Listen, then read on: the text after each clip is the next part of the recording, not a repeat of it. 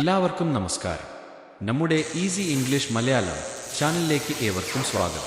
കഴിഞ്ഞ ക്ലാസ്സിൽ നമ്മൾ ചോദിച്ച ചോദ്യം ഇതായിരുന്നു: മഴ പുറത്ത് പെയ്യുകയാണ് എന്നത് എങ്ങനെ ഇംഗ്ലീഷിൽ പറയാം? ഇതിന്റെ ഉത്തരത്തിലേക്ക് കടക്കുന്നതിനു മുൻപ് ഈ ചാനൽ ആദ്യമായി കാണുന്നവർ ഒന്ന് സബ്സ്ക്രൈബ് ചെയ്ത് സപ്പോർട്ട് ചെയ്യണേ. നിങ്ങളുടെ സപ്പോർട്ടാണ് എനിക്ക് പുതിയ വീഡിയോകൾ ചെയ്യാനുള്ള പ്രചോദനം. അപ്പോൾ നമ്മുടെ ചോദ്യം: മഴ പുറത്ത് പെയ്യുകയാണ്.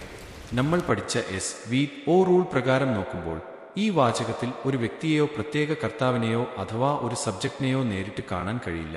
ഇത്തരം സന്ദർഭങ്ങളിലാണ് നമ്മൾ ഇറ്റ് സബ്ജക്റ്റായി ഉപയോഗിക്കുന്നത്. ഇറ്റ് എവിടെയൊക്കെ വരും എന്ന് നമുക്കൊന്ന് നോക്കാം. കാലാവസ്ഥയെപ്പറ്റി പറയാൻ നമുക്ക് ഇറ്റ് ഈസ് റെയിനിങ് എന്ന് ഉപയോഗിക്കാം. സമയത്തെപ്പറ്റി പറയാൻ ഇറ്റ് ഈസ് 5 o'clock എന്നും ദിവസങ്ങളെപ്പറ്റി പറയാൻ ഇറ്റ് ഈസ് മൺഡേ എന്നും പറയാം. അതുപോലെ മൃഗങ്ങൾക്കോ വസ്തുക്കൾക്കോ വേണ്ടിയും നമ്മൾ ഇറ്റ് ഉപയോഗിക്കാറുണ്ട്. ഉദാഹരണത്തിന് ഇറ്റ് ഈസ് എ കാറ്റ്. അപ്പോൾ നമ്മുടെ ശരിയായ ഉത്തരം ഇറ്റ് ഈസ് റെയിനിങ് ഔട്ട്സൈഡ് എന്നാണ്. ഇവിടെ നമ്മൾ ഉപയോഗിച്ചത് പ്രസന്റ് കണ്ടിന്യൂവസ് ടെൻസ് ആണ്.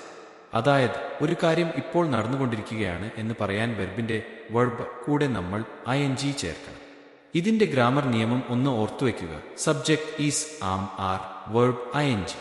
ഇനി ഈസ് ആം ആരെവിടെയൊക്കെ ചേർക്കണം എന്ന് നോക്കാം. വന്നാൽ എപ്പോഴും ആം ചേർക്കുക. ഹി, ഷീ, ഇറ്റ് അല്ലെങ്കിൽ സിംഗുലർ സബ്ജക്റ്റുകൾ വന്നാൽ ഈസ് ചേർക്കുക. യു, വി, ദേ അല്ലെങ്കിൽ പ്ലൂറൽ സബ്ജക്റ്റുകൾ വന്നാൽ ആർ ചേർക്കുക. ഇവിടെ സബ്ജക്റ്റ് ഇറ്റ് ആയതുകൊണ്ട് നമ്മൾ ഈസ് ചേർത്തു. മഴ പെയ്തുകൊണ്ടിരിക്കുന്നത് കൊണ്ട് റെയിനിന്റെ കൂടെ ing ചേർത്തു. അങ്ങനെ അത് ഇറ്റ് ഈസ് റെയിനിങ് എന്നായി മാറി. നമുക്ക് കുറച്ച് ഉദാഹരണങ്ങൾ കൂടി നോക്കാം. അവൻ കളിക്കുകയാണ്, ഹി ഈസ് പ്ലേയിങ്. ഞാൻ പഠിക്കുകയാണ്, ഐ ഈസ് സ്റ്റഡിങ്.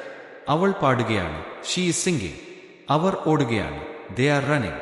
കുട്ടി ഉറങ്ങുകയാണ്, ദ ബേബി ഈസ് സ്ലീപ്പിംഗ്. ഇന്നത്തെ ക്ലാസ് നിങ്ങൾക്ക് മനസ്സിലായെങ്കിൽ ഈ 3 വാചകങ്ങൾ ഒന്ന് ഇംഗ്ലീഷിലാക്കി കമന്റ് ചെയ്യൂ. അവൻ വെള്ളം കുടിക്കുകയാണ്. ഇന്ന് ശനിയാഴ്ചയാണ്. ഇവിടെ സബ്ജക്റ്റ് ആയി ഇറ്റ് ഉപയോഗിക്കണം. അവർ ചിരിക്കുകയാണ്. നിങ്ങളുടെ ഉത്തരങ്ങൾ കമന്റ് ചെയ്യുക.